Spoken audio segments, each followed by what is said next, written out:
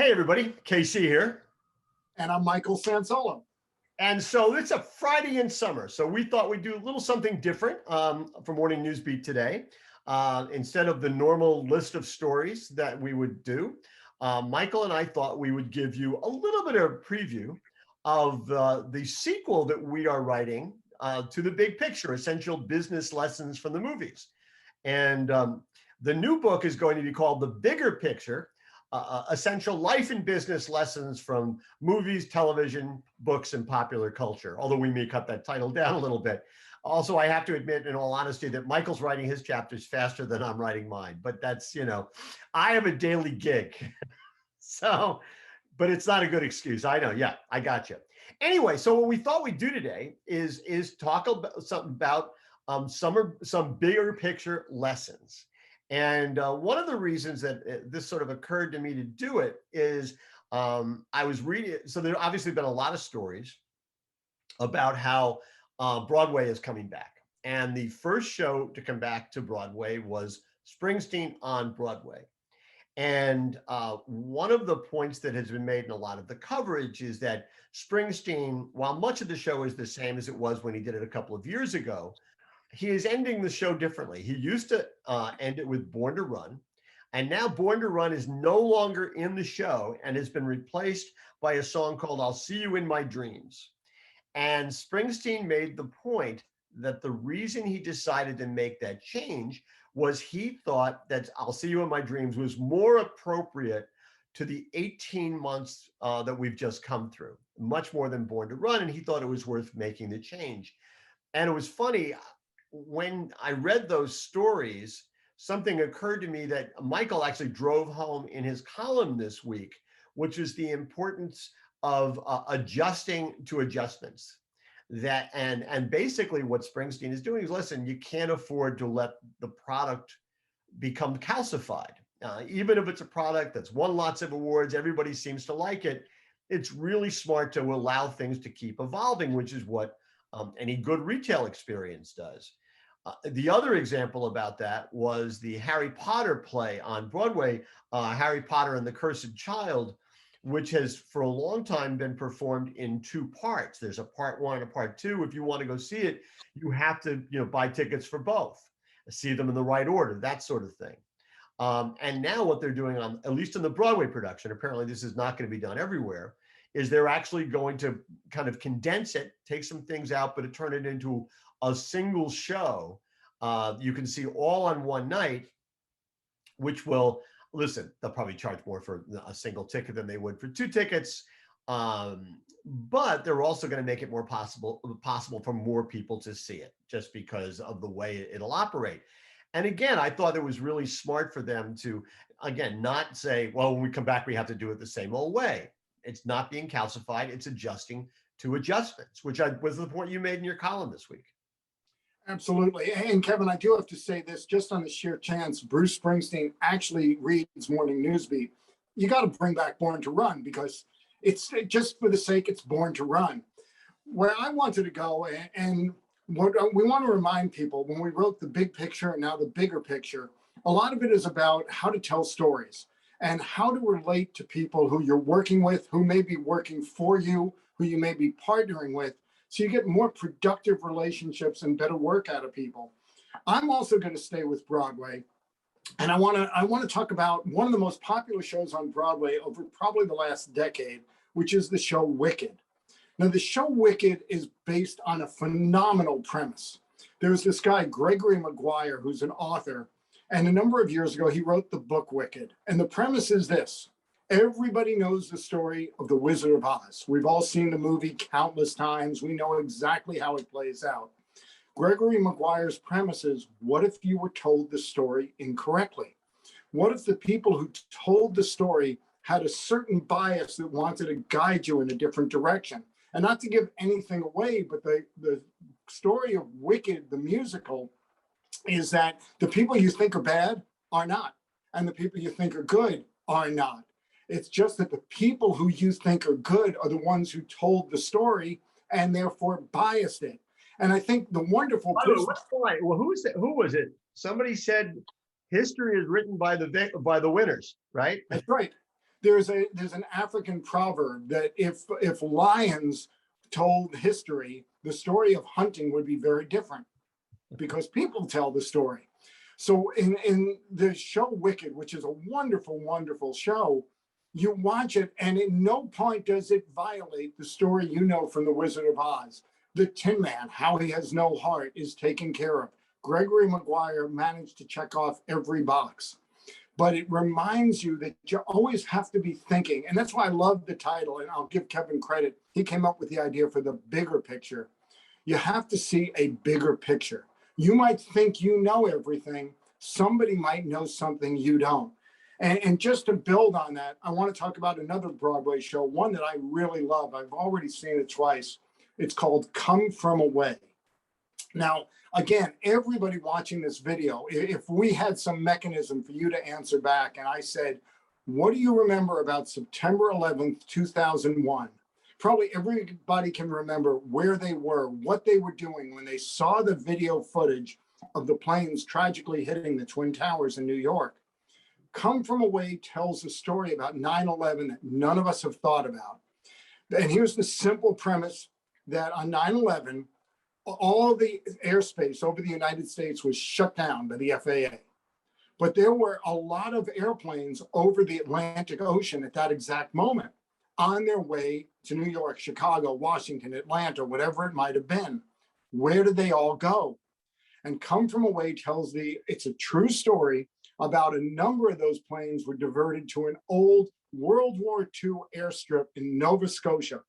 The town that hosted this airstrip had about 5,000 residents and about 9,000 people landed on those jumbo jets in that one day. And over the next week, the 5,000 residents took care of the 9,000 visitors who came from away. And it's a beautiful story about people just extending themselves.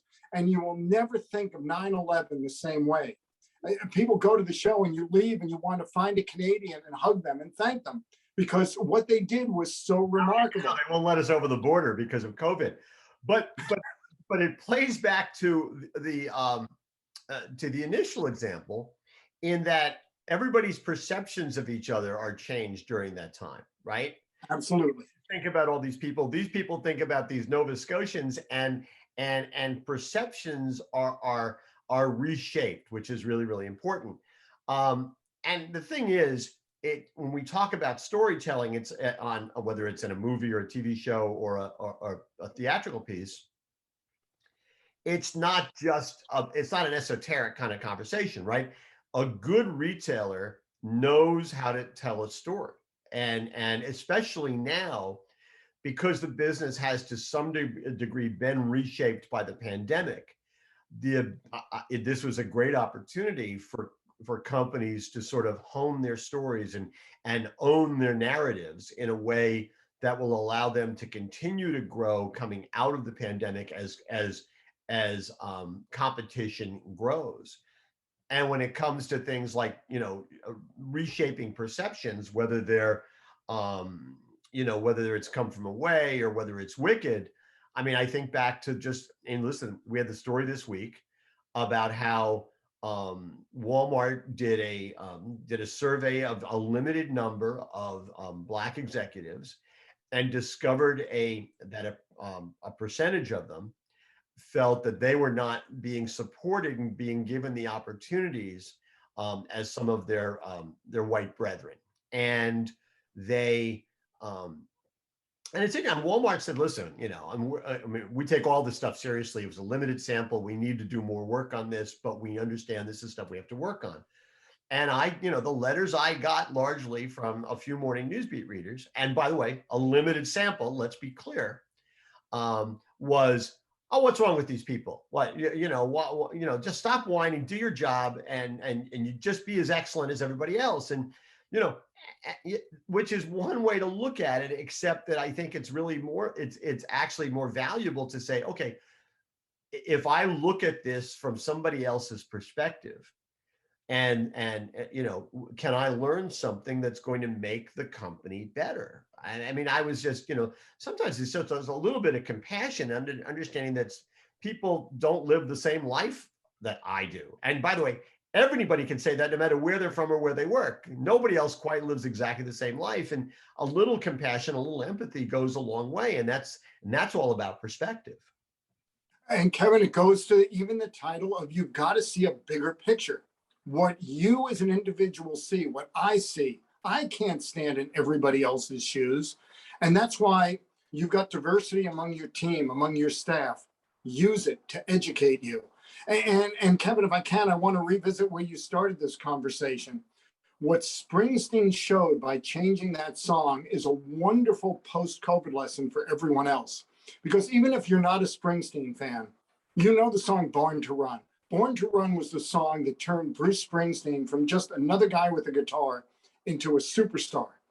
He was hailed at the time of when that album came out, he was hailed as the next big thing in rock and roll. And he has proved it for now over 40 years, that he was willing to take his signature song, his breakthrough song, and say, it's not right for the moment, and replace it. I think is a powerful post-COVID lesson, because a lot of retailers might be sitting out there saying, I want to go back to doing things exactly as we did it in 2019. We have to accept there has been an interruption in the space-time continuum here, to use one of our Star Trek terms, that 2019 did not lead directly to 2020 to 2021 to 2022. Everything changed. And right now it's still changing. Inflation, which, you had an article about this in Morning Newsbeat this week. Inflation is higher at the moment than it's probably been in 30 or 40 years. And we've got to be thinking, all right, how are we going to talk to our shoppers when they're dealing with an issue that a lot of our shoppers, the younger ones, have never dealt with?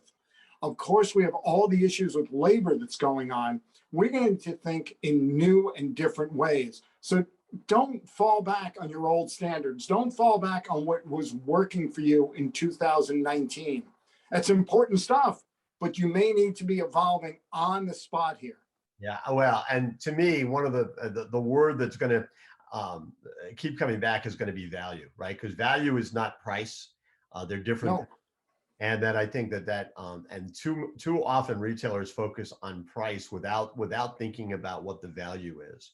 Along that same lines, to kind of return to the bigger picture, it was interesting this week that one of the things that happened is, so Disney unveiled the new Marvel movie Black Widow last weekend.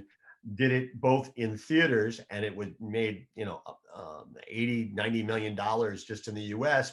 Plus they put it on Disney Plus Premium, so if you wanted to stay home and watch it, you could watch it for $30, which is not a great deal if you're one person. It's like going to the movies if you're two people, and if you're three people, it's a bargain.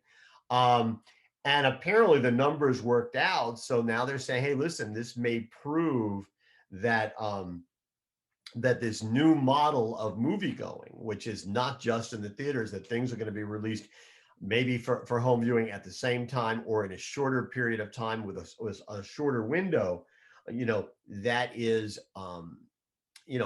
going to be a viable release approach going forward. And again, the arguments in the film industry, and I'm talking the business side of the film industry now, have been going on for maybe decades, in terms of when things are going to be released, how long before they go on home or on DVD back in the old days and stuff like that.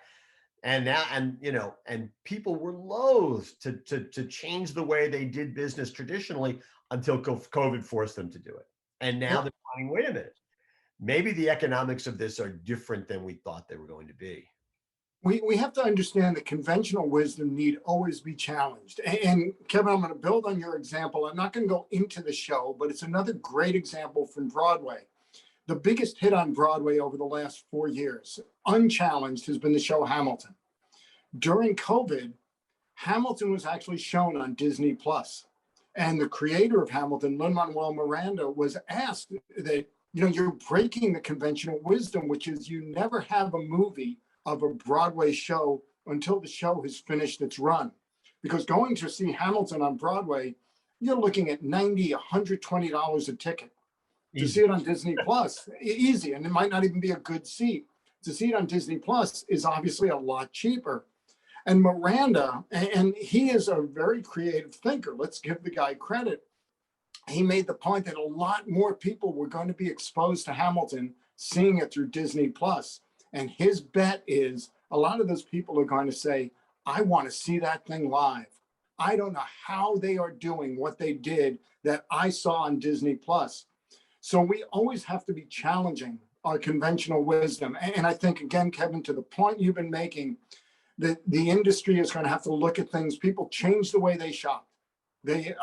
Omni-channel is here. It is no longer, theoretical. It's no longer something that's going to happen in 10 years or 5 years. It's here. What does that mean? How people are consuming meals. Because for the last year and a half, they pretty much have been, well, you got to eat at home. What have we done with this period? What do we do building off this period? So again, it's adjust to the adjustments. Yes. Things changed, make a new plan. And the other lesson I think from that that's important is that beyond that, the Hamilton example, how many people saw that the Hamilton play on Disney Plus and said, oh my God, I've never been to live theater. I need to go to live theater. Absolutely. You can create an appetite, and I'm using that word deliberately because we're talking about, a lot of our readers are in the food industry. You can create an appetite for a product if you figure out ways to stimulate people's imagination. I mean, it was right before the pandemic hit. I was listening to an interview just the other day with Aaron Sorkin. And one of the things they had to do in New York is they had just before the pandemic hit, they took I just forgot the name of the play. To Kill a Mockingbird. To Kill a Mockingbird. Now everyone understands why I'm on this video. So they took To Kill a Mockingbird, and what they did was they took it to Madison Square Garden, and they totally restaged it in the round and invited like 20,000 high school students from New York City to come watch it. And Sorkin said he was convinced until basically the lights went up that it was going to be the best intentioned disaster in the history of live theater. And he came away from it saying that was the most moving theatrical experience I've ever had, because you had all these New York City high school students on the edge of their seats in this play that's about, the Deep South and, and bigotry, and it's a murder trial, and it's, it is what it is. And they loved it and came away from it saying, oh my God, I want to do live theater again. In fact, one of the things he said is the next thing they want to do that is Hamilton. Because how many high school students are not seeing Hamilton? You could just create this enormous hunger, this enormous appetite, for the product, which I think is a really valuable lesson. If you're a retailer, you just can't, they know this, but sometimes they have to be reminded. You just can't open the door and hope people come through it. You go out in the community. Like I would say, man, every retailer ought to have a food truck that's out in the community, selling a few products, getting people hungry, saying, oh, that's really good. I need to go to that store to get it. We all know a supermarket on average has around 35,000 different stock keeping units.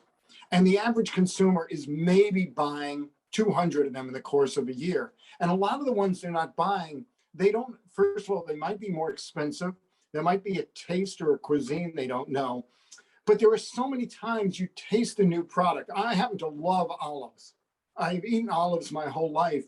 But thanks to Mediterranean bars and a lot of supermarkets, I've now tried different kinds of olives that I haven't had in the past and discovered that they are great. The flavor is amazing. You can put it into meals. You can put it on salads. You can put it on pizza.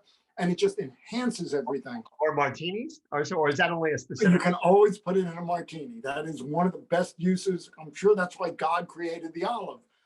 But we've got a lot of products. And again, the Aaron Sorkin lesson is dead on.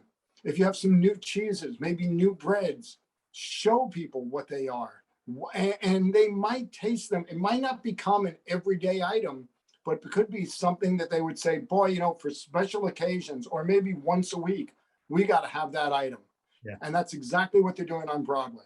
I've told this story, I'm sure on Morning Newsbeat before, because it's an old story, but I can remember going to the opening of one of the first Walmart neighborhood markets in Arkansas. And then there was a retailer, I won't name the retailer for purposes of this, across the street, that wanted to see how they were doing. And needless to say, the Walmart parking lot was packed. Customers, Walmart people, that sort of thing. You go across the street and there's nobody in the parking lot. And I walked in the store, and the first thing that grabbed my attention was the fact that they were cooking barbecue, and it smelled amazing. And my first thought was they should have moved the barbecue pit into the parking lot while the Walmart store was being open, because everybody in their parking lot would have come over to this independent and said, "Ooh, I don't know what they're selling over there, but I want to eat here." Yes. That's what you do. It's important to listen. I want to make sure, because I'm not writing my traditional offbeat piece this week. I saw Black Widow. I spent my $30. Mrs. Content Guy and I watched it. She left halfway. She fell asleep and left halfway through it. I watched the whole thing.